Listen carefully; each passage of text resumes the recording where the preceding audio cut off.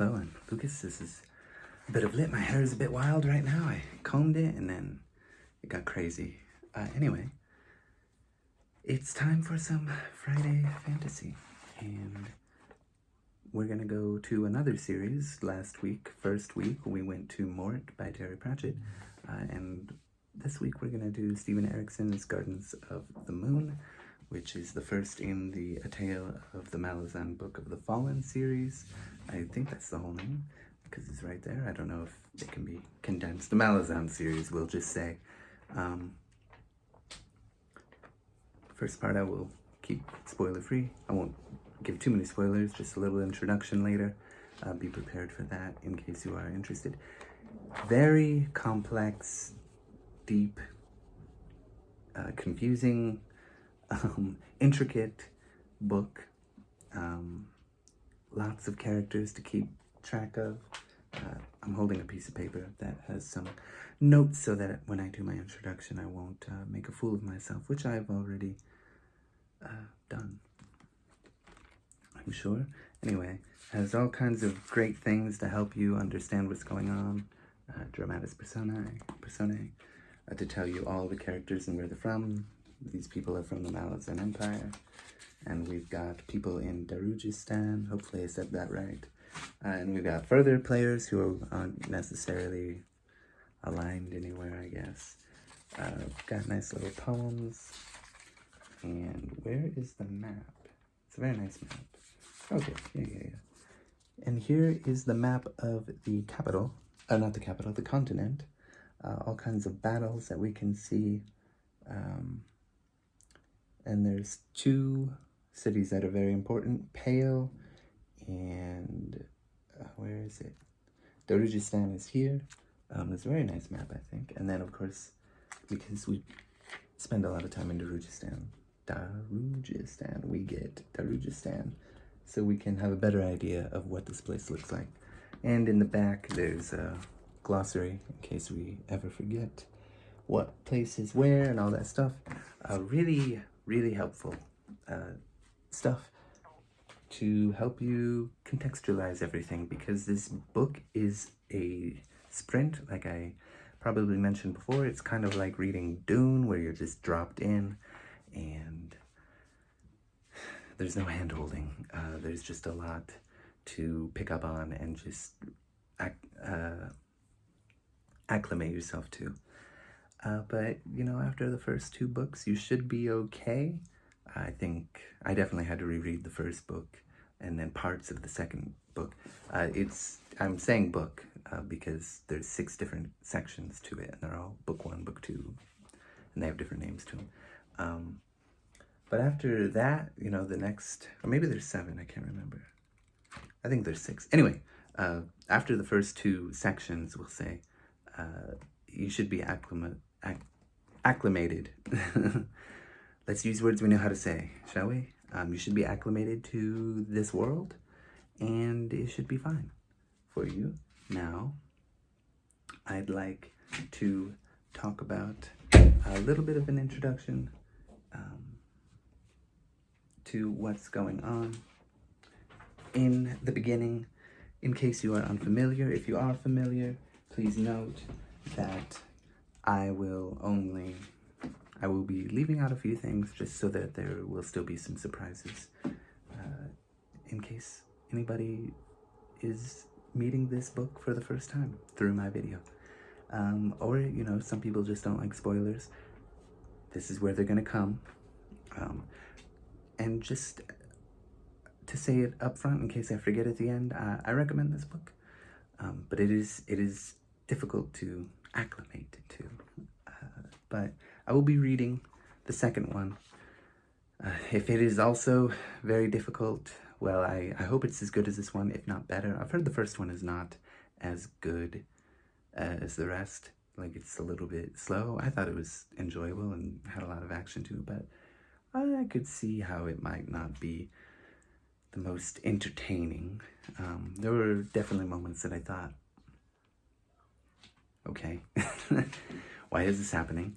But overall, it was really an enjoyable experience. Let's do a little introduction. 4, 3, 2, 1. 5 minutes now.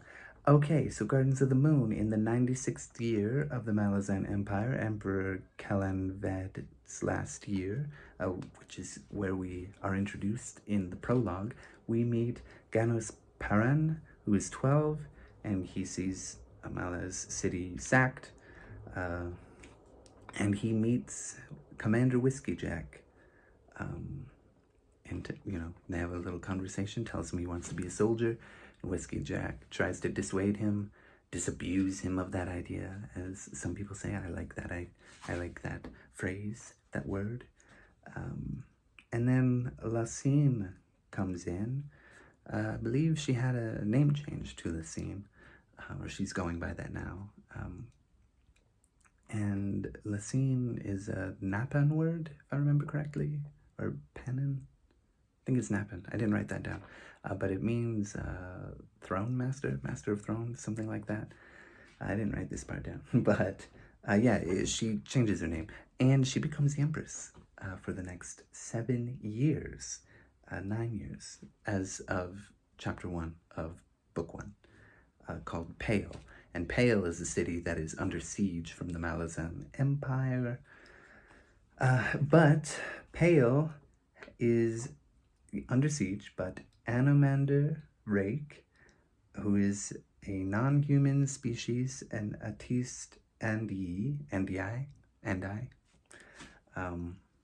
he's the Lord of Moonspawn, which is a sort of floating island kind of thing. And he's holding the front against Lacine and her army.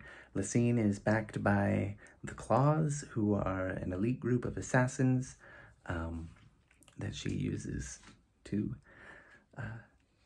get things done. And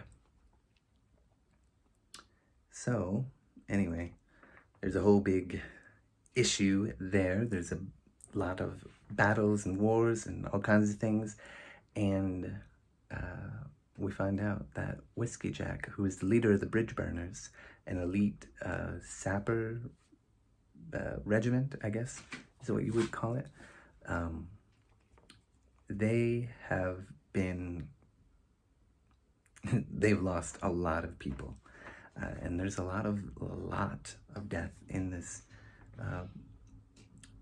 book. And yeah, they go out to Darujistan to try to take care of that issue, because that is the other city that needs to be taken in Genebacus, the whole continent, because Lacine wants total control. And that's about all I'll say. I've left out a few details, quite a few actually, I think, because I don't want to spoil everything, just to give you an idea.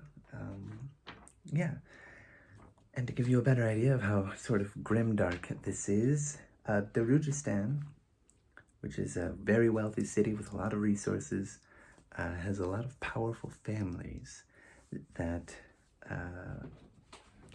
compete with each other and would often butt heads with each other, but save for the Assassin's Guild there, which can make things smooth as butter. Without the Assassin's Guild, there might be civil war. And unfortunately, the Assassin's Guild is dwindling for some reason. So there's issues there. There's also other species other than the Atiste Andi. There's some undead species, undead characters, and that species used to rule before the humans. And there's gods involved, a god of luck, Opon, who does her own bidding as she sees fit to her own purposes.